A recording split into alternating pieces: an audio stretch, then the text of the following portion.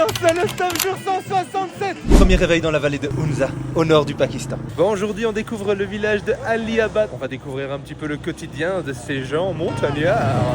Directement, je sors de la rue principale pour me perdre un peu. Ils sont tellement au paradis. Quel rêve, cette vue sur les montagnes et de leurs toits enneigés. Ces cerisiers en fleurs, c'est un vrai spectacle naturel. J'adore. Et ils en ont rien à foutre, ils sont en mode oui, là il y a une montagne, là aussi. Ouais. Évidemment que ces personnes qui sont nées ici ne se rendent pas compte où elles vivent. Mais moi, petit garçon du pays plat, je profite. Ce sont des cerisiers.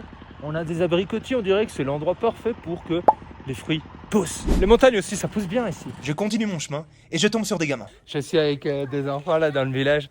I am shocked how good you are in English. Ils sont un peu timides devant la caméra, mais à 10 ans, ils ont un meilleur anglais que moi. Je suis choqué.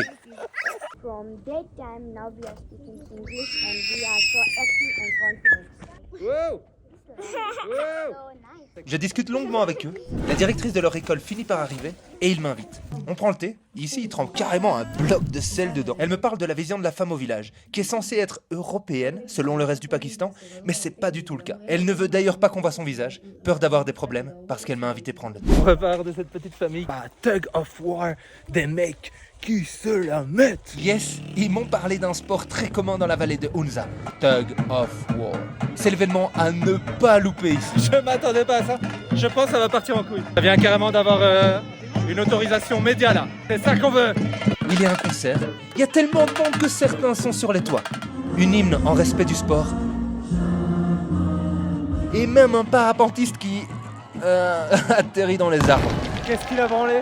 Il va bien et son pote fait mieux que lui. Nice.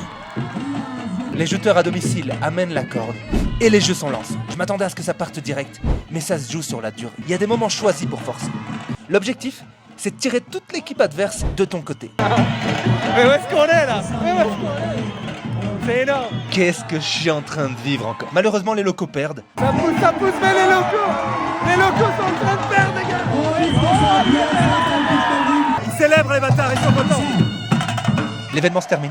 Je retrouve le petit frérot et je pars en vadrouille avec la directrice. Elle m'invite chez sa mère, mais c'est risqué d'y aller de jour. Ils m'ont dit de suivre à distance, genre je les connais pas. On est près d'un lac, mais on va pas se mytho, on voit que dalle. Il fait assez noir pour rentrer en sécurité. On fait un arrêt dans un tunnel parce que c'est ce qu'elles font, parfois pour être libre et danser. On arrive enfin chez elle. Pour nous cacher, je rentre par la porte On arrière. va manger ensemble. Et elle me ramène avec une mauvaise nouvelle. Je pense que j'ai bu de l'eau du robinet. 2 semaines d'intoxication, ça allait mieux et ça repart.